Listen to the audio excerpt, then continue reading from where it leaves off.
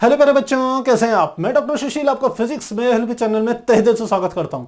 आजकल हम कर रहे हैं क्लास 12 की केमिस्ट्री को और उसका कर रहे हैं चैप्टर नंबर 3। पिछली क्लास में हमने आपको बैटरीज के बारे में बताया था और साथ ही हमने कहा था सेल दो प्रकार के होते हैं। एक होते हैं हमारे प्राथमिक सेल और दूसरे होते हैं द्वितीयक सेल। और पिछली क्लास में हमने आपको प्राथमिक सेल के दो प्रकार बताए थे, एक लेक्लांशी सेल था और दूसरा था मर्क्यूरिक सेल। आज हम स्टार्ट कर रहे हैं द्वितीयक सेल से। द्वितीयक सेलों को हम संचायक सेल भी कहते हैं, यह ध्यान रखिएगा। क्यों कहते हैं संचायक सेल?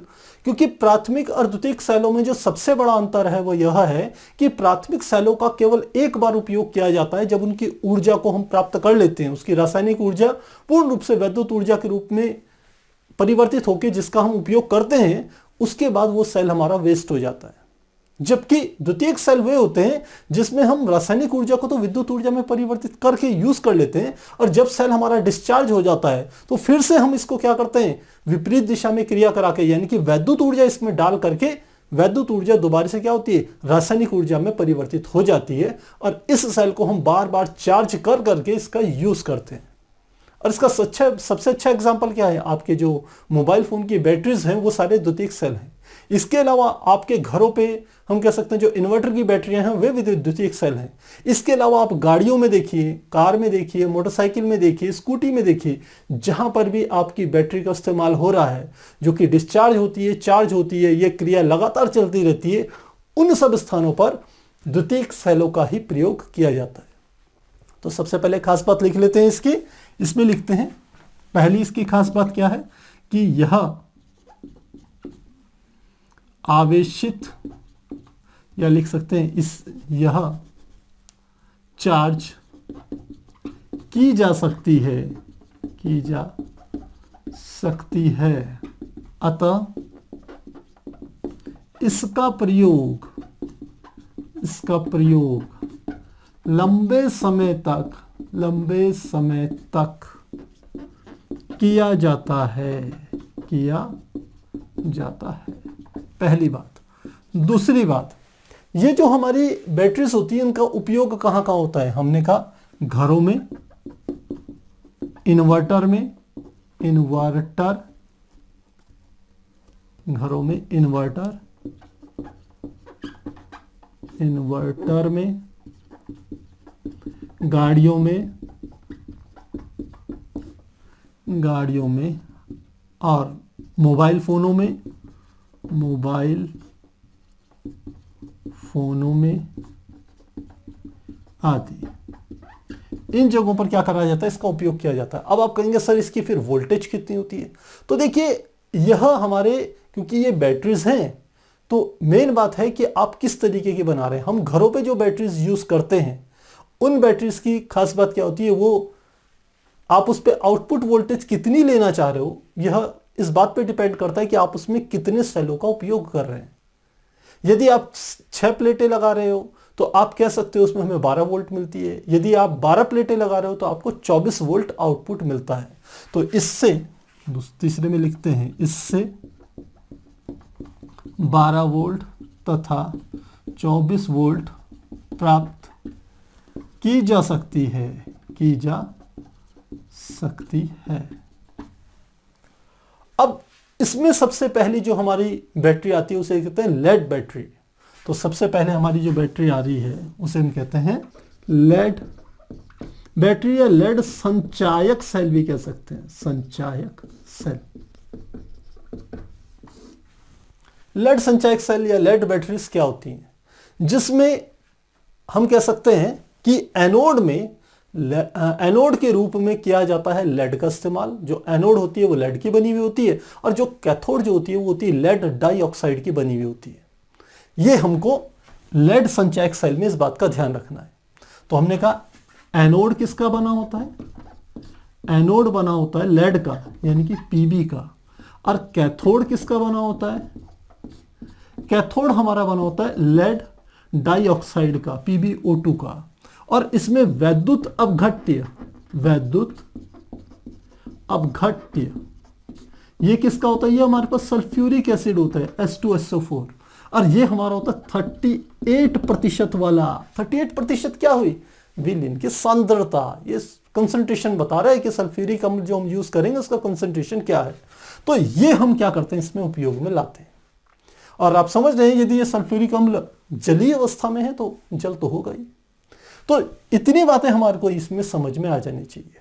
अब पहली बात कि आखिर इसका डायग्राम कैसा होता है। तो इसका डायग्राम तो काफी आसान है, आपने घरों पे देखा भी होगा। इसके डायग्राम इस प्रकार से होता है।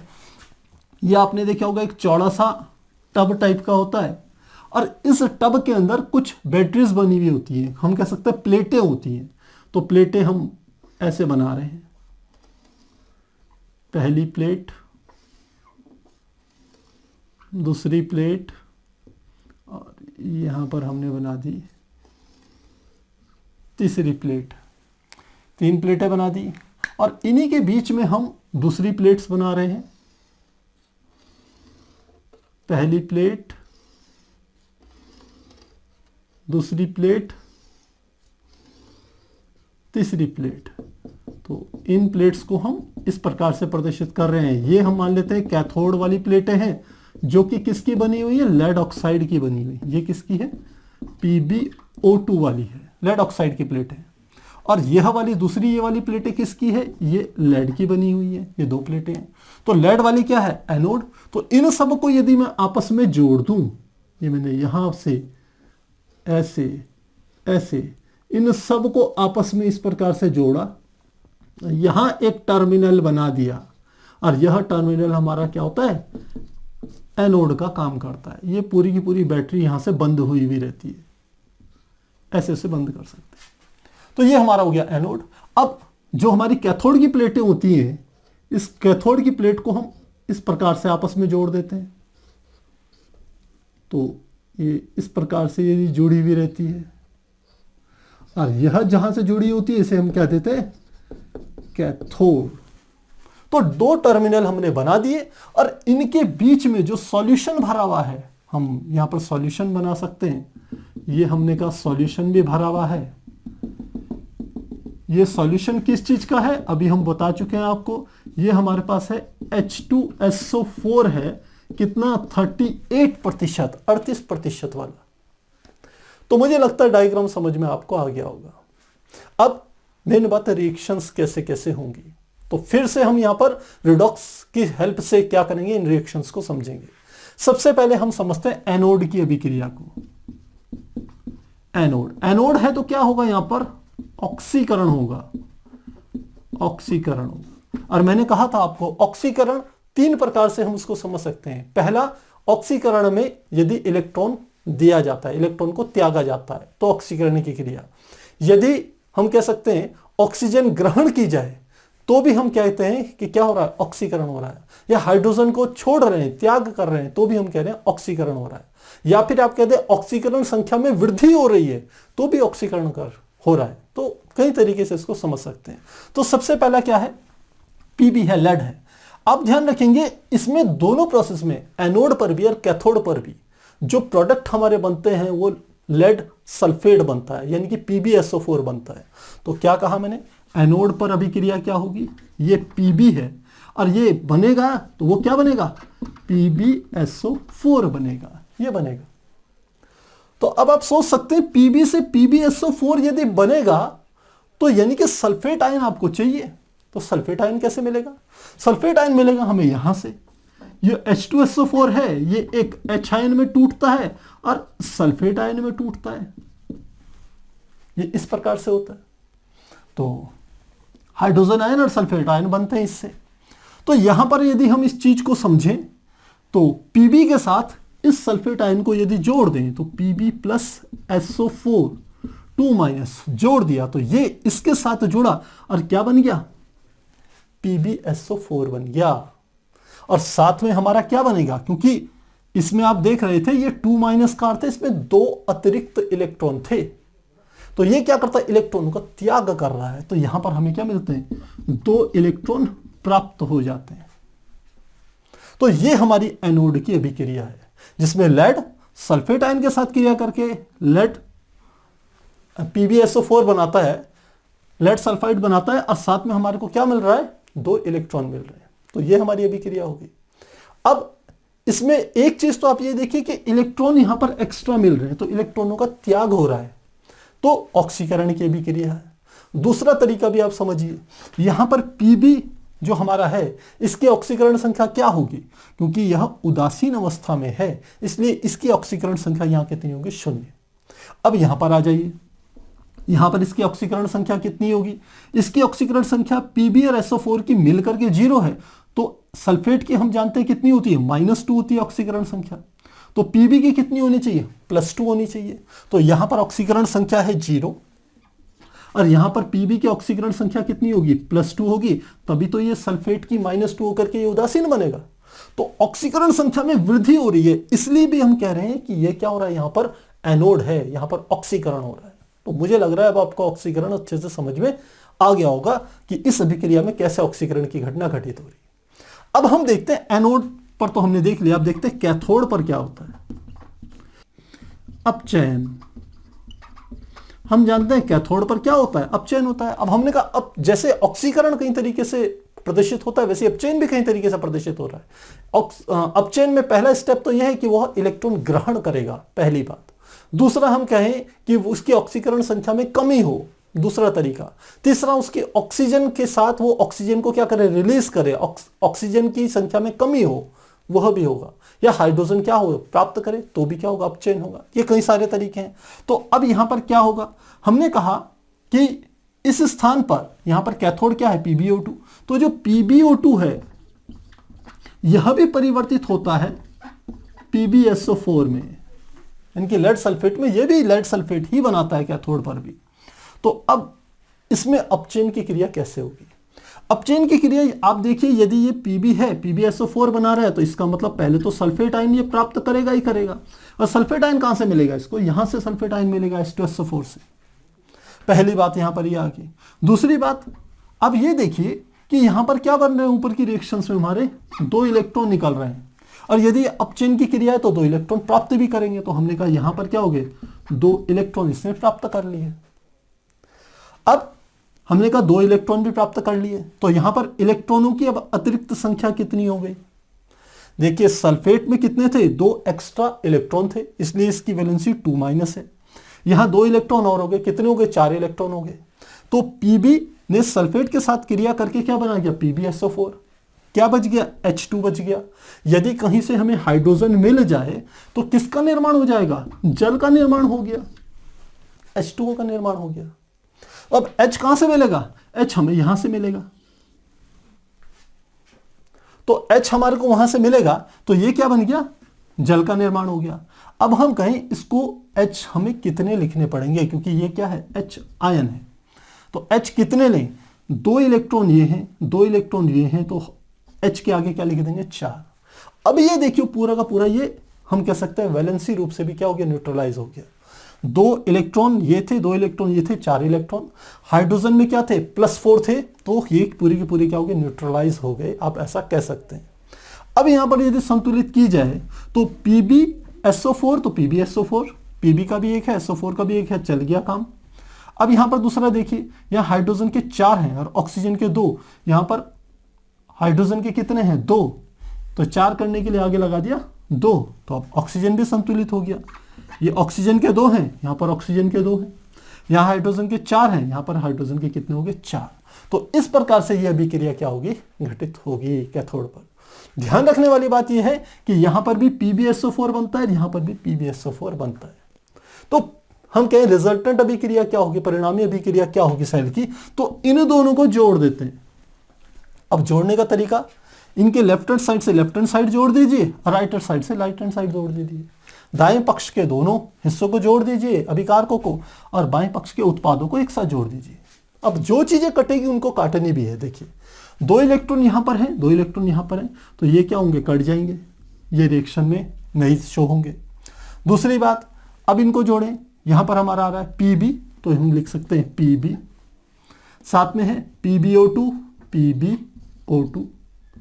प्लस यह है SO4 सल्फेट आयन है, ये भी सल्फेट आयन, 2 सल्फेट आयन होंगे, और यहां पर आप देख रहे हो हाइड्रोजन आयन भी है, तो ये संयुक्त होकर के क्या बना देंगे, H2SO4। लेकिन यहां सल्फेट के कितने आयन हैं, 2, तो आगे हमने लिख लिया 2, और हाइड्रोजन के 4 थे तो ये भी क्या होगी, संतुलित हो गई। इधर की ओर चलें तो इधर क्या आएगा, PbSO4 यहां भी है, PbSO4 यहां भी है, तो ये हो गया 2PbSO4, और साथ में क्या आ गया प्लस 2H2O। तो इस प्रकार से हम कह सकते हैं पूरी सेल की जो अभिक्रिया है किसकी, लेड संचायक सेल की, वो ये वाली होगी। प्यारे बच्चों, एग्जाम में यदि लेड संचायक सेल आपके सामने आए तो आपको ये सब चीजें लिखनी पड़ेंगी कि पहली तो ये तीनों इसकी खास बातें, दूसरी बात कि लेड संचायक सेल का डायग्राम कैसे होगा, और तीसरी बात, सबसे इंपॉर्टेंट बात, एनोड पर क्या अभिक्रिया होगी, कैथोड पर क्या अभिक्रिया होगी, और परिणामी अभिक्रिया क्या होगी। यदि आपने ये सब चीजें लिख दी तो आपके पूरे मार्क्स हैं, और यदि इनमें कमी कर गए, खासकर इन रिएक्शंस में, तो समझिए मार्क्स उसी हिसाब से आपके कट जाएंगे। तो मुझे लगता है ये आपको समझ में आ गया होगा, आप इसे नोट कीजिए, फिर हम आगे कंटिन्यू करेंगे। तो प्यारे बच्चों, अभी हमने जो लेड संचयक सेल को देखा, उसकी क्रियाविधि को अच्छे से जाना। अब हम संचयक सेल या द्वितीयक सेल का एक दूसरा प्रकार जो हम कहते हैं, जिसे हम कहते हैं निकेल कैडमियम संचयक सेल, ये भी एक हम कह सकते हैं द्वितीयक संचयक सेल ही है, लेकिन यह लेड संचयक सेल की तरह ही होता है। हम कह सकते हैं उसकी संरचना भी बिल्कुल वैसी है, लेकिन वहां पर लेड तथा लेड डाइऑक्साइड का उपयोग किया जाता था एनोड तथा कैथोड के रूप में, जबकि यहां पर उपयोग किया जाता है निकिल डाइऑक्साइड का और कैडमियम का उपयोग किया जाता है। तो किस प्रकार से इसे करेंगे ये समझते हैं। इसमें जो डायग्राम है बिल्कुल आपका जो मैंने पिछला डायग्राम बनाया था कि एक टब सा बनाया, उसमें एनोड की कुछ रॉडों को आपस में कनेक्ट कर दिया और कैथोड की कुछ रॉडों को आपस में कनेक्ट कर दिया। एक एनोड का पॉइंट बन गया, एक कैथोड का पॉइंट बन गया, और बीच में हमने जो विलयन लेते थे वहां वो 38% हमारा क्या होता था, वो सल्फ्यूरिक अम्ल होता था। यहां पर भी बिल्कुल वैसे ही डायग्राम बनेगा। एनोड की प्लेटों को एक साथ कनेक्ट कर दीजिएगा, कैथोड को एक साथ कनेक्ट कर दें, और यहां पर सल्फ्यूरिक अम्ल की बजाय हम लेते हैं KOH। तो इसका उपयोग किया जाता है जिसे हम कहते हैं वैद्युत अपघट्य के रूप में। तो इसको यदि लिखा जाए, इसकी क्या क्या खास बातें हैं, जैसे हम इससे पहले लिखते आए हैं, तो पहला इसकी विशेषता यह है कि यह आवेशित किया जा सकता है, यह पुनः आवेशित किया जा सकता है, किया जा सकता है, पहली बात। दूसरी बात, इसका जो उपयोग किया जाता है, जो हमारा ये सेल है, इसका उपयोग भी हम कह सकते हैं द्वितीयक सेल की जगह विभिन्न जगहों पर इसका उपयोग किया जा सकता है। यानी कि हम कह सकते हैं इसका उपयोग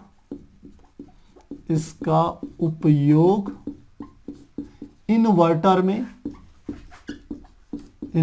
में, गाड़ियों में, और आप कह सकते हैं, और जहां पर भी हम इससे पहले का लेड ऑक्साइड वाले का यूज करते थे वहां पर इन सब का भी उपयोग किया जा सकता है, क्योंकि दोनों द्वितीयक ही सेल हैं, गाड़ियों में आदि पर इनका उपयोग किया जाएगा। तीसरी बात, इनकी हम कह सकते हैं कि आखिर जो हमने पिछला लेड संचयक सेल लिया उसकी तुलना में इसमें क्या अंतर है। तो इसकी खास बात क्या होती है कि लेड संचायक सेल की तुलना में यह हल्के होते हैं, दीर्घायु वाले होते हैं, यानी कि इनको अधिक बार आवेशित निरावेशित करने की जो संख्या है वो लेड संचयक सेल की तुलना में काफी ज्यादा होती है। तो हल्के होते हैं, दीर्घायु होते हैं तथा आकार में छोटे होते हैं, तो हमें इतनी बातें पता चल गई कि जो हमारे पास लेड संचयक सेल था उसकी तुलना में जो हम निकेल कैडमियम सेल यूज कर रहे हैं उसकी क्या खास बात है। अब हम कहें निकेल कैडमियम सेल में जो कैथोड और एनोड होते हैं वो किस किस के बने हुए होते हैं। तो सबसे पहले बात करें यदि एनोड की, जो एनोड होता है वो हमारा बना हुआ होता है कैडमियम का, CD का, और यदि एनोड की कैथोड की बात करें, एनोड तो कैडमियम का है, कैथोड जो होता है हमारा वो होता है निकेल NiO2 का बना हुआ होता है। तो ये बात आपको ध्यान रखनी है। और इन दोनों के बीच में जो हमारा सॉल्यूशन होता है, जो कि हमने पिछली बार जब हमने लेड संचयक सेल बनाया था तो सल्फ्यूरिक अम्ल लिया था 38%। तो यहाँ सल्फ्यूरिक अम्ल की जगह हम इस्तेमाल करते हैं KOH का। ये दोनों किसके सॉल्यूशन में होते हैं? KOH का विलियन होता है। विलियन जो होता है किसका होता है? KOH का। तो आपको ये बात समझ में आ गई होगी कि ये एनोड कैडमियम का, कैथोड NiO2 का, विलियन KOH का होता है। और ठीक इसका डायग्राम बिल्कुल पहले जैसे मैंने कहा था, जो लेड संचयक सेल था उसी की तरह होता है कि एनोड की प्लेटें होती हैं आपस में जुड़ी हुई, इसी प्रकार कैथोड की प्लेटें आपस में जुड़ी हुई होती हैं, और वो जो जिसमें डूबी हुई होती हैं वो हमारा KOH का विलियन होता है। तो ये बातें यहाँ पर स्पष्ट होगी। अब हम यहाँ अभिक्रियाओं को समझते हैं। तो सबसे पहले हम समझते हैं एनोड पर क्या अभिक्रिया होगी। तो लिखते हैं एनोड पर। एनोड पर आप जानते हैं क्या होता है? ऑक्सीकरण। तो अब एनोड पर ऑक्सीकरण होगा तो क्या होगा? एनोड क्या है? कैडमियम का बना हुआ है, तो लिखेंगे कैडमियम प्लस। अब ध्यान रखिए कैडमियम जो है वो सीधे परिवर्तित होता है CdOH के होल ट्वाइस में, इसमें परिवर्तित होता है। तो कैडमियम यदि इसमें परिवर्तित हो रहा है तो निश्चित रूप से इसको कहीं ना कहीं से OH आयन मिलेगा, तभी तो ये इसमें परिवर्तित होगा। तो OH आयन कहां से मिलता है? ये जो KOH का सॉल्यूशन है ये दो हिस्सों में बढ़ता है, एक K आयन में और एक OH आयन में। तो कैडमियम को यहां से OH आयन मिलता है जिससे वो CdOH के होल ट्वाइस में परिवर्तित हो जाता है। तो लिखेंगे CD और साथ में आ जाएगा OH आयन। इस प्रकार से हो गया। अब यदि समीकरण को संतुलित करें तो पहले आप ये देखिए कि यहां पर कैडमियम था तो यहां कैडमियम आ गया, यहां OH ट्वाइस में बदल गया, लेकिन इसमें जो आवेश था, आवेश ऋण था, यानी कि इसमें एक इलेक्ट्रॉन अतिरिक्त था। वो इलेक्ट्रॉन कहां गया? वो इलेक्ट्रॉन यहां पर हम कह सकते हैं अलग से आ जाएगा। यह हमारा इलेक्ट्रॉन उत्पन्न हो गया यहां पर।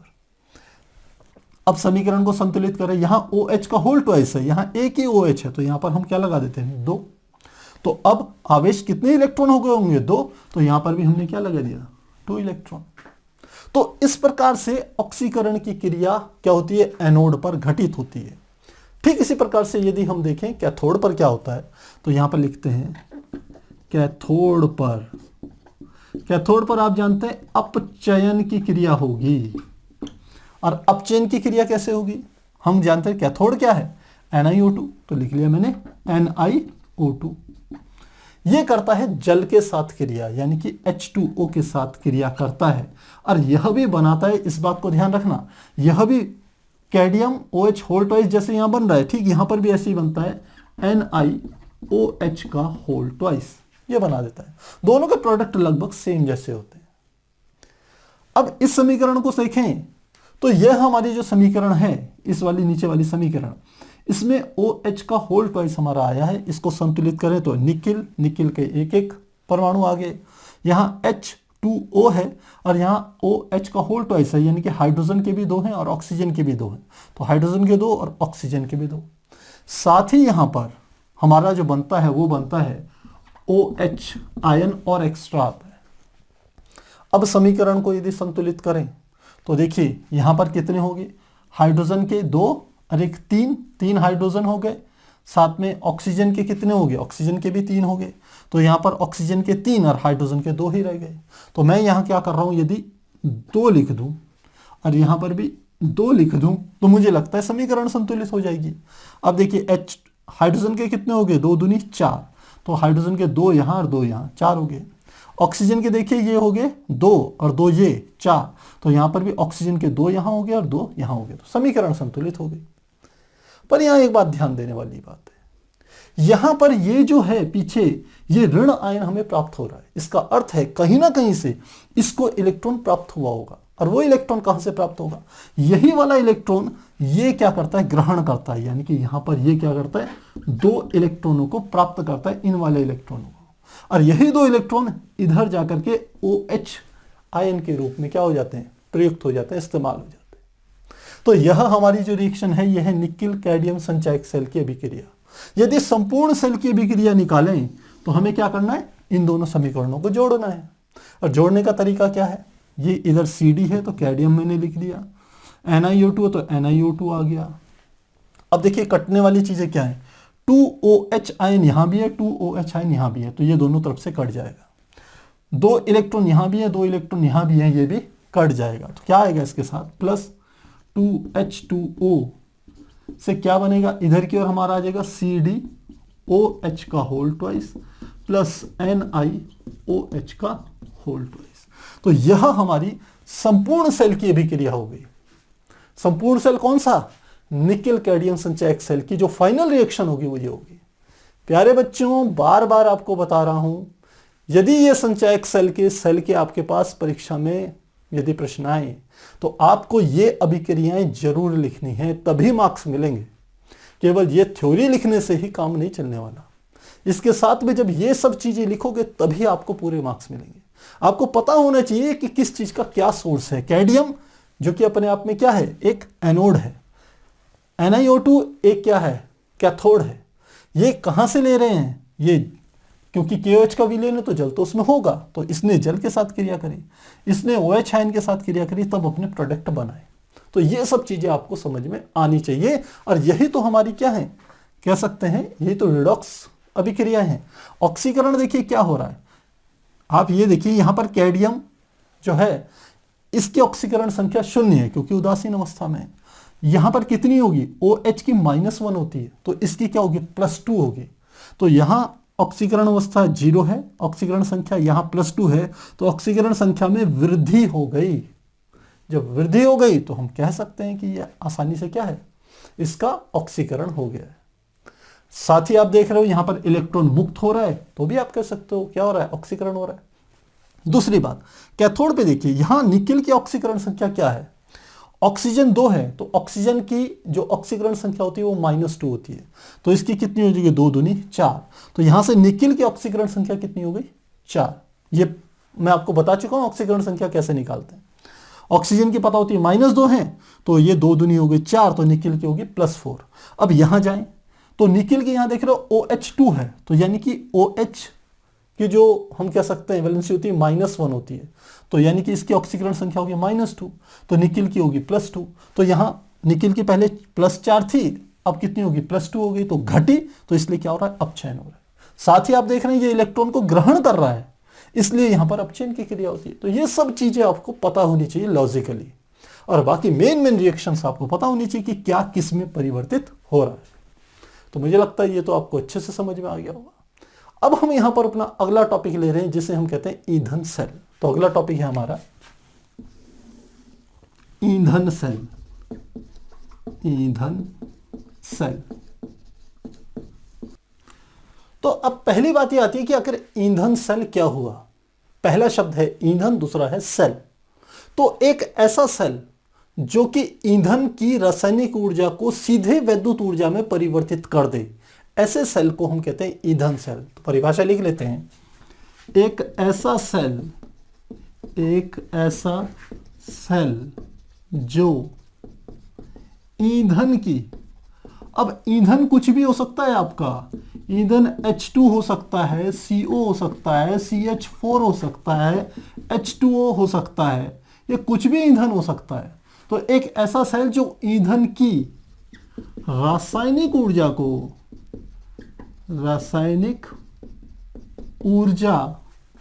को वैद्युत ऊर्जा में बदल देता है, क्या कहलाता है, ईंधन सेल कहलाता है। ईंधन सेल कहलाता है। तो मुझे लगता है ईंधन सेल की परिभाषा यहां आपको क्लियर हो गई होगी। अब समझते हैं यहां हमने जो ईंधन सेल इस्तेमाल करना है वो हमारा हाइड्रोजन ऑक्सीजन वाला ईंधन सेल होगा, यानी कि यहां ईंधन के रूप में हाइड्रोजन और ऑक्सीजन का उपयोग करेंगे। तो यहां हम ईंधन क्या लेंगे, H2 तथा O2, इसका इस्तेमाल करेंगे। अब आप ये भी जानते हैं कि यदि H2 प्लस O2 को मिलाया जाए तो क्या बनता है हमारे पास, H2O बनता है, जल बनता है। और साथ ही हम कहेंगे बहुत सारी ऊर्जा भी निकलती है, यानी कि जिसे ऊर्जा ही लिख लेते हैं, चलिए ऊर्जा भी बनती है। समीकरण को संतुलित करना चाहें तो यहां हम 1/2 लिख सकते हैं। तो हाइड्रोजन और ऑक्सीजन मिलकर के जल तो बनता है, लेकिन ये प्रोसेस इतना आसान भी नहीं है कि सीधे हाइड्रोजन को अपने ऑक्सीजन पे मिलाए और जल बन जाए, ऐसे नहीं बनता प्यारे बच्चों। ये एक लंबा प्रोसेस है, क्योंकि हाइड्रोजन ऑक्सीजन को यदि सीधे आपस में मिलाते हो तो हाइड्रोजन जो है वो अपने अंदर एक एक्सप्लोसिव का गुण रखती है, एक हम कह सकते हैं विस्फोटक गुण को रखती है, तो उसको सीधे आप ऑक्सीजन से नहीं मिला सकते। तो उसके लिए कोई एक इनडायरेक्ट रूप से हम क्या करते हैं, यानी कि अपरोक्ष रूप से इनको आपस में मिलाना पड़ता है, जहां पर विस्फोट की कोई संभावना ना हो पाए। तो इसके लिए हम क्या करेंगे, एक इंस्ट्रूमेंट का यूज करेंगे, एक सेल का इस्तेमाल करेंगे। और सेल किस प्रकार से, बिल्कुल एनसीईआरटी में आपके दे रखा है, इस प्रकार से हमने सेल बनाया। ये ऐसे हमने एक बॉक्स बना लिया,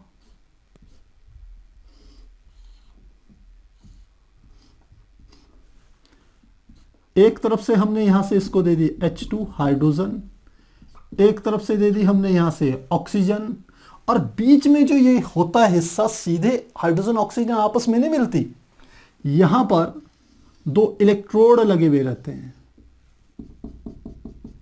एक यहां पर और एक यहां पर।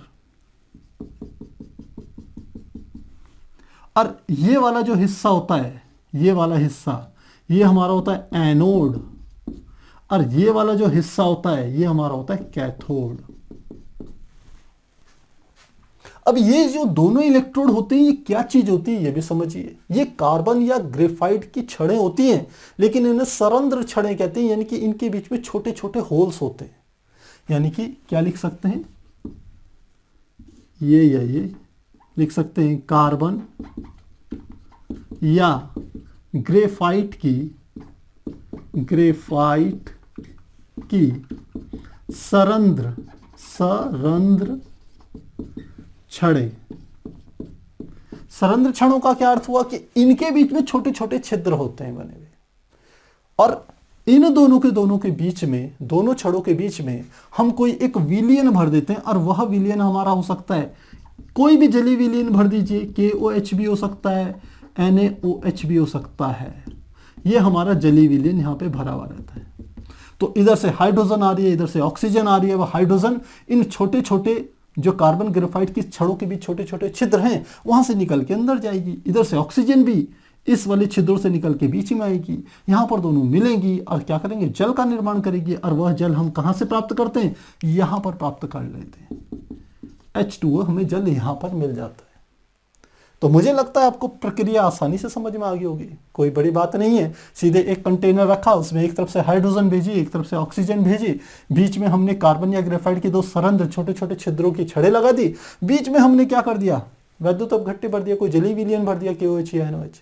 तो यहां से ऊपर से हमें क्या मिल जाता है, जल प्राप्त हो जाता है। अब अभिक्रियाएं कैसे घटित होंगी, मेन बात यह है। तो अभिक्रियाएं देखते हैं। सबसे पहले हम बात करते हैं एनोड की। तो एनोड में क्या होता है, हाइड्रोजन क्रिया करता है। तो हाइड्रोजन कैसे करेगा, हमने कहा H2, और यह हमारा किसके साथ क्रिया करता है, OH आयन के साथ क्रिया करता है, और साथ में यह निर्माण कर देता है H2O, यानी कि जल का निर्माण करता है। तो अब ये OH आयन है। अब पहले तो हम समीकरण को संतुलित करते हैं। देखिए, या आप देख रहे हो यहां OH आयन है, यहां पर जाकर के ये उदासीन हो रहा है, तो इलेक्ट्रॉन तो त्यागेगा ना। यदि इलेक्ट्रॉन त्यागेगा तो क्या लिख सकते हैं, यहां पर प्लस इलेक्ट्रॉन और लिख लीजिए। अब समीकरण को संतुलित करें, यहां H2 है, यहां भी H2 है, लेकिन यहां H के 3 है, 2 ये और 1 ये, 3।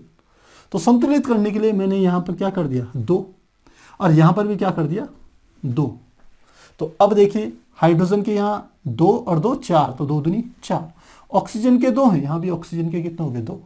लेकिन अब OH के यहां पर जो इलेक्ट्रॉन निकलेंगे, 2 इलेक्ट्रॉन निकलेंगे, उसको संतुलित करने के लिए मुझे यहां पर 2 इलेक्ट्रॉन बना दिए। तो एनोड पर यह अभिक्रिया हो रही है। आप सीधे देख रहे हैं, हाइड्रोजन का ऑक्सीकरण हो रहा है। किसका ऑक्सीकरण हो रहा है, किसका, H2 का।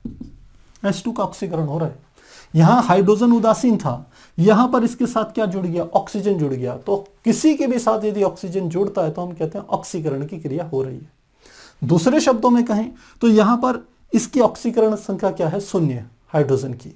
यहां पर देखें तो यहां पर हाइड्रोजन की ऑक्सीजन की ऑक्सीकरण संख्या होती है -2, तो हाइड्रोजन की क्या होनी चाहिए, +2 होनी चाहिए। तो कुल मिलाकर के इसका अर्थ है कि इसकी ऑक्सीकरण संख्या में वृद्धि हो रही है। तो किसी भी तरीके से आप समझ सकते हैं, या आप कह सकते हैं यहाँ इलेक्ट्रॉन छोड़ा जा रहा है, त्यागा जा रहा है, इसलिए भी ऑक्सीकरण की क्रिया हो रही है। तो तीनों तरीके से आप इसे समझ सकते हैं। अब देखते हैं कैथोड पर क्या होता है। कैथोड पर हमारी क्या है, ऑक्सीजन रहती है। तो हमने क्या ले लिया, कैथोड पर आप जानते हैं क्या होता है, अपचयन। तो इधर की ओर हमने क्या ले ली, ऑक्सीजन ले ली। और ऑक्सीजन हमारा किसके साथ क्रिया करेगा, ऑक्सीजन क्रिया कर रहा है हमारा जल के साथ, H2O के साथ। जब ये जल के साथ क्रिया करता है तो यहां पर यह बना देता है OH आयन, बल्कि सिर्फ OH आयन लिख रहे हैं। तो अब हम इसको यदि संतुलित करें सबसे पहले, तो देखिए यहां पर हाइड्रोजन के कितने हैं, 2, यहां हाइड्रोजन का कितना है, 1, यहां ऑक्सीजन के कितने हो गए, देख रहे हैं हम 3, यहां पर 1 है। तो यदि यहां पर हम 1/2 कर दें, जैसे हमने यहां पर इक्वेशन को संतुलित किया था, तो अब ऑक्सीजन का 1 यहां है, 1 यहां है, 2 हो गए। तो अब यदि मैं यहां 2 लगा दूं तो ये समीकरण हमारी क्या हो गई, संतुलित हो गई। काफी आसान है। अब आप देख रहे हैं कि ये दोनों के दोनों उदासीन थे, यहां पर ये आयन में परिवर्तित हो गए, तो कहीं ना कहीं से इन्होंने इलेक्ट्रॉन तो ग्रहण करे होंगे ना। अब 2OH है तो इसका मतलब इन्होंने कितने इलेक्ट्रॉन ग्रहण करे, 2 इलेक्ट्रॉन। ये इलेक्ट्रॉन कहां से आए होंगे, आप कह सकते हो यहां से आए होंगे इलेक्ट्रॉन। तो कैथोड पर जो अभिक्रिया है, अपचयन की अभिक्रिया, उसमें ऑक्सीजन का अपचयन हो रहा है। यहां पर हम कह सकते हैं ऑक्सीजन क्या हो रही है, ऑक्सीकरण, ऑक्सीजन का अपचयन हो रहा है, ऐसा कह सकते हैं। तो एनोड पर ये अभिक्रिया ऑक्सीकरण की और कैथोड पर अपचयन की क्रिया। तो देखिए कुल सेल में क्या अभिक्रिया होगी, तो इन दोनों को यदि जोड़ दें, इस अभिक्रिया और इस अभिक्रिया को, तो देखिए पहले क्या है H2, तो ये हमने H2 लिख लिया। यहां क्या है +1/2 O2, ये लिख लिया। अब देखिए क्या क्या चीजें कट रही हैं, ये 2OH यहां पर भी है, ये 2OH यहां पर भी है, तो ये दोनों क्या हो जाएंगे, आपस में कट जाएंगे। ठीक है। अब यहां पर 2 इलेक्ट्रॉन यहां पर भी है, 2 इलेक्ट्रॉन यहां पर भी है, तो ये वाले इससे कट जाएंगे। अब यहां पर देखिए H2O 1 है, यहां H2O 2 है, तो इसमें 2 में से ये एक वाला हट जाएगा, तो यहां पर क्या बन जाएगा, ये बन जाएगा H2O। और साथ में जिसके लिए हम काम कर रहे हैं वो क्या है, हमारी ऊर्जा, बहुत सारी ऊर्जा हमें प्राप्त होगी। तो इस प्रकार से हम ईंधन सेल को समझते हैं। और ईंधन सेल का एक प्रकार जिसको हम कहते हैं हाइड्रोजन ऑक्सीजन ईंधन सेल, उसको हमने यहां पर क्या करा, डिमॉन्स्ट्रेट करा, आपके सामने रखा। तो मुझे लगता है काफी आसान है। अब बात आती है कि आखिर ईंधन सेलों का उपयोग कहां होता है, तो काफी जगहों पर उपयोग होता है। सबसे इंपॉर्टेंट बात, जो ऊपर की ओर हम कह सकते हैं अंतरिक्ष यान जाते हैं या जो सैटेलाइट्स जाते हैं, उन पे भी हम क्या कर सकते हैं, इन ईंधन सेलों का उपयोग कर सकते हैं। जो हमारा ये है हाइड्रोजन ऑक्सीजन वाला जो ईंधन सेल है, इसका उपयोग किया जाता है अंतरिक्ष यानों में। अमेरिका ने काफी, हम कह सकते हैं कि अपने जो उसके अंतरिक्ष यान थे, नासा वालों ने काफी जगहों पर क्या करा है, इस ईंधन सेल का उपयोग करा है प्राथमिक ऊर्जा के रूप में अपने अंतरिक्ष यानों में। तो ये है। अब बात आती है आखिर सेलों का क्या खास बात है। सेलों की देखिए सबसे इंपॉर्टेंट बात तो ये है, द्वितीयक सेल चार्ज या डिस्चार्ज हो रहे हैं, ऊर्जा के अच्छे स्रोत हैं। सबसे खास बात ये क्या है कि यह किसी भी प्रकार का प्रदूषण नहीं करते, ये प्रदूषण रहित है। दूसरी बात, इनकी कॉस्टिंग कम आ रही है। आप देख रहे होंगे कि अब हमारा इंडिया देश जो है, वहां पर बात ये चल रही है, और भारत में ही नहीं पूरे विश्व में ये बात चल रही है कि प्रदूषण के लेवल को कम करने के लिए गाड़ियों को जो बनाया जाए वो इलेक्ट्रिक व्हीकल्स बनाए जाएं, उनमें ये पेट्रोल डीजल इनका उपयोग न किया जाए। यदि ऐसा करते हैं तो जो प्रदूषण का लेवल है वो काफी गिर जाएगा। तो उसी बात से हमें पता चल रहा है, क्योंकि वो गाड़ियां यदि इलेक्ट्रिक व्हीकल्स होंगे तो निश्चित रूप से उनमें क्या होंगे, ये द्वितीयक सेल लगे हुए होंगे, जिनकी हमने यहाँ पर चर्चा करी थी। वो साल क्या होंगे, एनर्जी देंगे तो गाड़ी दौड़ेगी, बाद में वो क्या होंगे, जब डिस्चार्ज हो जाएंगे तो फिर से बिजली से उनको चार्ज कर लेंगे, फिर से वो क्या करेंगे, काम करना शुरू कर देंगे। तो काफी अच्छा प्रोसेस है मेरे ख्याल से। तो प्यारे बच्चों, मुझे लगता है आज आपको ये दोनों चीजें अच्छे से समझ में आ गई होगी। पहले हमने समझा था द्वितीयक सेल, जिसे हम संचयक सेल भी कहते हैं, और इनकी खास बात थी यह डिस्चार्ज होने के बाद इनको दोबारा से चार्ज किया जा सकता है। और विपरीत दिशा में आपको क्या करनी होती है, अभिक्रिया चलानी होती है। पहले यह रासायनिक अभिक्रिया परिवर्तित होती है वैद्युत ऊर्जा के रूप में। जब सेल निरावेशित हो जाता है फिर विद्युत को प्रवाहित करके विपरीत दिशा में रासायनिक प्रक्रिया घटित होती है, तो फिर वो रासायनिक जो घटक होते हैं वो पहले की स्थिति में आ जाते हैं, फिर से वो क्या करते हैं, वैद्युत ऊर्जा देना शुरू कर देते हैं। तो ये प्रोसेस चलता रहता है। तो मुझे लगता है ये चीजें काफी आसान थी, आपको अच्छे से समझ में आई होगी। यदि कहीं पर आपके कोई डाउट हो गए तो कमेंट बॉक्स में जरूर लिखिएगा। तो फिर मिलते हैं अगले क्लास में, तब तक के लिए गुड बाय।